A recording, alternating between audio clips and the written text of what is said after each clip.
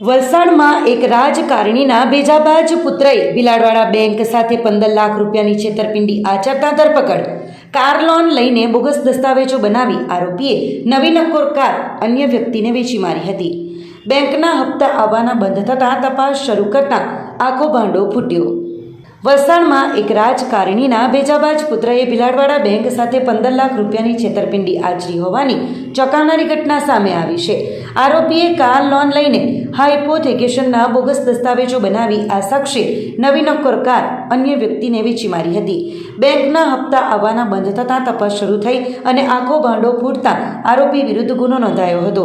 પોલીસે આરોપીની ધરપકડ કરતાં ચકચાર મચી ગઈ હતી. વલસાડના મે ગામના સત્સંગ ફળિયામાં રહેતા યશ રશ્મિ પટેલે વલસાડના હાલર 4 રસ્તા સ્થિત સરદાર ભીલાડવાડા પારડી પીપલ્સ કોઓપરેટિવ બેંકમાં ગત 17મી જાન્યુઆરી 2024ના રોજ કાર લોન માટે અરજી કરી હતી. બેંક દ્વારા યશ પટેલને કાર લોન પેટે 15 લાખ રૂપિયાની લોન મંજૂર કરવામાં આવી હતી. આ લોનનો માસિક હપ્તો 31,128 રૂપિયા નક્કી કરવામાં આવ્યો હતો. 17 જાન્યુઆરીથી 8 ફેબ્રુઆરી 2024ના સમયગાળા દરમિયાન લોન પાસ કરાવીને તેણે વાપી ખાતે આવેલા સ્ટેલા ઓટોમાંથી એક કારની ખરીદી કરી હતી. આરોપી યશ પટેલની છેતરપિંડી કરવાની રીત ખૂબ જ ચાલાકી ભરી હતી. કાર નંબર GJ15 CP3203 ખરીદ્યા બાદ તેણે નિયમ મુજબ બેંકના હાઇપોથેકેશનની એન્ટ્રી કરાવી ન હતી. આરટીઓમાં ડુપ્લિકેટ કાગળો ભેગા કરીને આરસી બુકમાં એન્ટ્રી પડાવી દીધી ન હતી અને રજિસ્ટ્રેશન કરાવી લીધું હતું.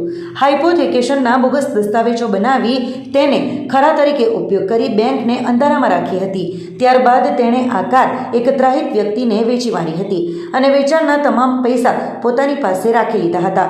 કાર ખરીદનાર ત્રાહિત વ્યક્તિને પણ ખ્યાલ ન હતો કે આ કાર પર લોન ચાલી રહી છે. આ સમગ્ર કૌભાંડનો પર્દાફાશ ત્યારે થયો જ્યારે યશ પટેલે લોનના 4 હપ્તા નિયમિત ભર્યા બાદ જુલાઈ 2024થી અચાનક હપ્તા ભરવાનું બંધ કરી દીધું. બેંકે નોટિસ મોકલી અને તપાસ કરતાં જાણવા મળ્યું કે કાર તો બારોબાર વેચી મારવામાં આવી છે. આખરે બેંકના બ્રાન્ચ મેનેજર યોગેશભાઈ ભગતે વલસાડ સિટી પોલીસ મથકમાં ફરિયાદ નોંધાવી હતી. પોલીસે 3 ઓગસ્ટ 2024ના રોજ ગુનો દાખલ કરી આરોપી યશ પટેલની ધરપકડ કરી છે.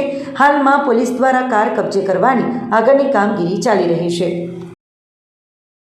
2024 સાલમાં તારીખ 17/1/24 થી તારીખ 8/2/24 દરમિયાન એક મેહ ગામના યુવકે પોતે વલસાડ ખાતે આવેલ હાલર ખાતેની એક બેંકમાંથી 15 લાખ રૂપિયાની લોન પાસ કરાવી હતી અને એમાંથી સ્ટેલા ઓટો વાપી ખાતેથી એક કાર ખરીદી કરી હતી અને એમાં હાઇપોથેકેશનની એન્ટ્રી નહીં કરાવી, ડુપ્લિકેટ કાગળો ભેગા કરી આ બેંકને જાણ પણ નહીં કરી હતી અને આરટીઓમાંથી રજીસ્ટ્રેશન કરાવી આ જે કાર પેટે 15 લાખની લોન લેવામાં આવી હતી એ લોનની રકમ ભરપાઈ નહીં કરી એ કાર ત્રીજી વ્યક્તિને વેચી મારી હતી. જે બાબતે તારીખ 3/8/24 રોજ ગુનો દાખલ કરવામાં આવેલો હતો અને એ બાબતે આ મે ગામમાં રહેતા યશ પટેલની ધરપકડ કરવામાં આવેલી છે અને આગળની કાર્યવાહી હાલમાં ચાલુ છે. બેંકમાં જ્યારે લોન નહીં ભરાઈ ત્યારે બેંકે જ્યારે તપાસ કરી અને આ લોન કેમ ભરાતી નથી, જે દરમિયાન ખ્યાલ આવ્યો હતો કે આ કાર તો વેચી મારવામાં આવેલી છે અને લોન નથી ભરી, એટલે એ બાબતે ગુનો દાખલ કરીને હાલમાં કાર પણ કબજે કરવાની કામગીરી ચાલુ છે. આરોપી પહેલા બેંકમાંથી લોન લેતો હતો અને બેંકમાંથી લોન લઈને એ કાર માટે લોન લઈને કાર પોતે ખરીદી અને એની જે હાઇપોથેકેશનની એન્ટ્રી હોય એ એન્ટ્રી કરાવતો ન હતો, જેથી આરસી બુકમાં એની એન્ટ્રી પડતી ન હતી અને કાર કોઈ ત્રીજી વ્યક્તિને વેચી નાખતો હતો, જેથી ત્રીજી વ્યક્તિને ખ્યાલ નહોતો આવતો કે આ કાર લોન ઉપર છે. એ રીતે વેચીને અને જે પૈસા આવે એ પોતે રાખતો હતો અને બેંકમાં ભરતો ન હતો.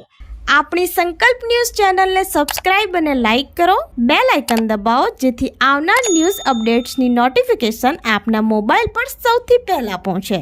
Like, subscribe and share the video.